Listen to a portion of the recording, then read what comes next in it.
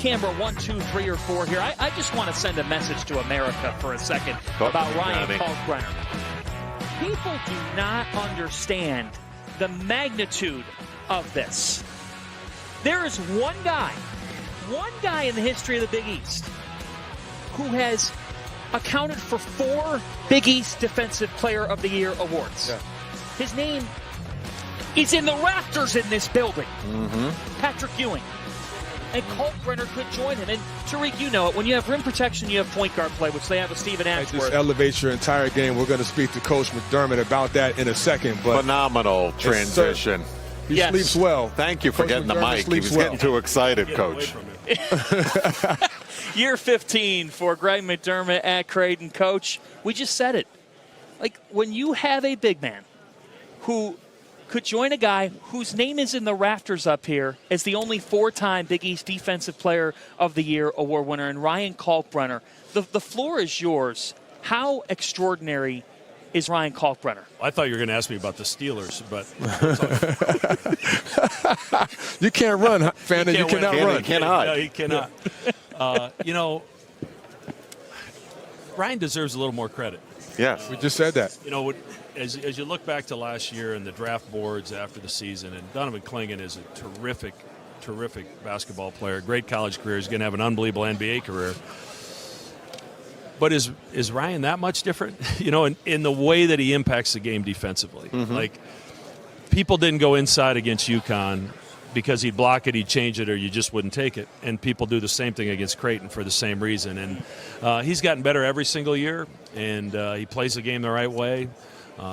He's not only going to be known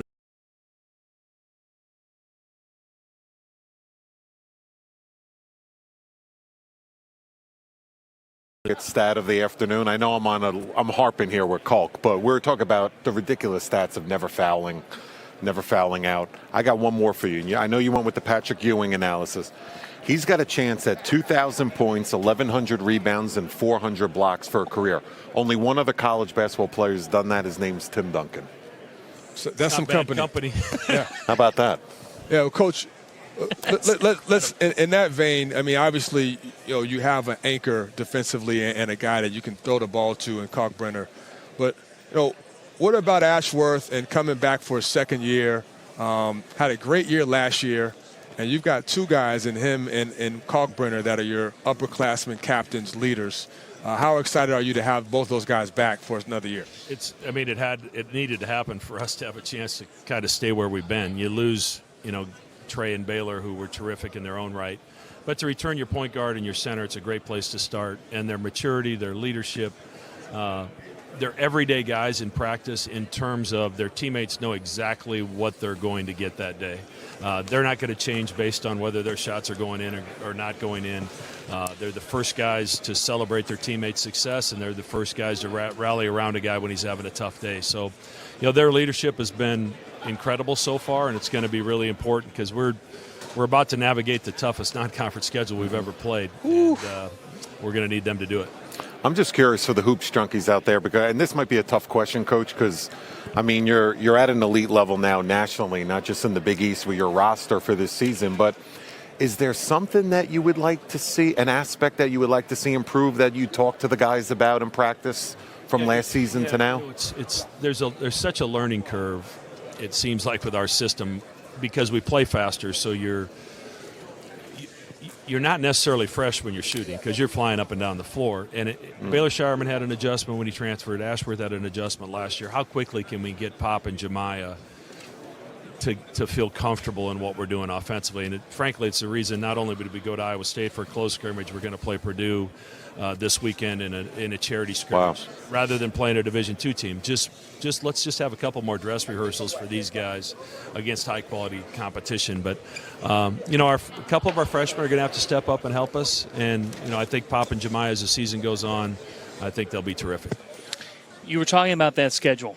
To give those folks who might not know it well a clue here, you go from your rivalry game against Nebraska on November the 22nd to Vegas to the Players Era Festival, where you'll have San Diego State, Texas A&M, who's a preseason top 15 team like you are, then that third game, TBD. You've got Kansas in Omaha. You've got UNLV, and then you go to Tuscaloosa to face Alabama. Who the hell put that schedule together?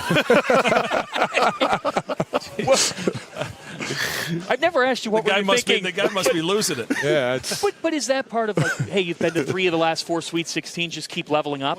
We've always played a good non-conference schedule. I just believe, like Kalkbrenner's coming back. Ashworth came back. Trey and Baylor came back last year. They want to play good teams. They want to challenge themselves. And I think as a coach, you owe it to your team. If you're able to navigate that, it really helps you in March. And generally speaking, if you look at our history with our seeding in the NCAA tournament, it's always probably been a little bit better than people think it's going to be, and I think that's because of the non-conference schedule we choose to play. And it prepares you for the Big East. Everything that we're going to see in November and December is going to help us get ready for that opener at Georgetown in mid-December. Matt, great to see you. How's the golf game? It's over now, unfortunately. Say goodbye. It's not as good as the Steelers. Better than the Browns, but not as good as the Steelers.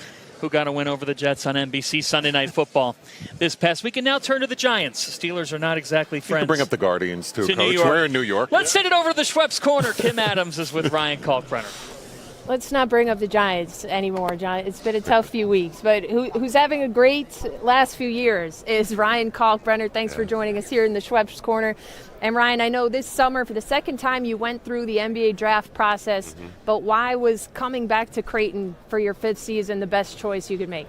Honestly, I think it came down to just listening to my agent and Mac and trusting them. They know a lot more than I do. And my agent's obviously the one talking to NBA teams. So just trusting him. And then, he decided, or he thought the best course of action would be able to come back and spend a full summer for the first time in my career to get better. And I think it's really paid off. I think I've gotten a lot better. Awesome. And you're a 3-time Defensive Player of the Year in this conference.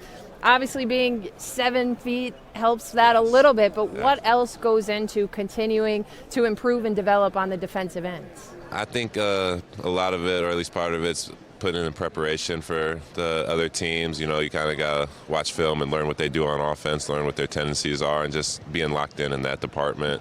But, yeah, I think the 7'4" wingspan helps the most. You mentioned your summer, kind of normal, but very special. Yeah. Ryan Kalkbrenner got married this summer. Yes. Shout out to Rachel Saunders. Shout out Rachel. A former star on the Creighton women's basketball team. How do you balance being a top-tier husband and a top-tier student athlete as well this season?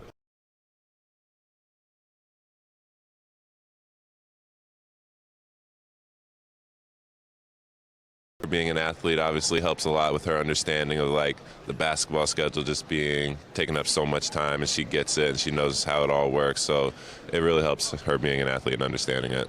I love that. And just lastly, what have you made of practices the last few weeks, scrimmages? What do you like about what's coming together for your group this season? Yeah, I love this team so far. The new guys have fit in perfectly. They've done an amazing job of trying to learn what we do and how we do stuff, and they've picked up quickly. And then this team just gets along really well. This is a great team to be a part of. I love the team, so I'm really looking forward to the season. Excellent. All right, Ryan Kalkbrenner, he secured the most important ring this summer. See if he can get a couple more. Thanks so much for joining us. Thank you. We'll send it back over to John. Coming up after the break from New York City, grab a hot dog and talk Georgetown basketball with us. Ed Cooley will join us to break down the Hoyas.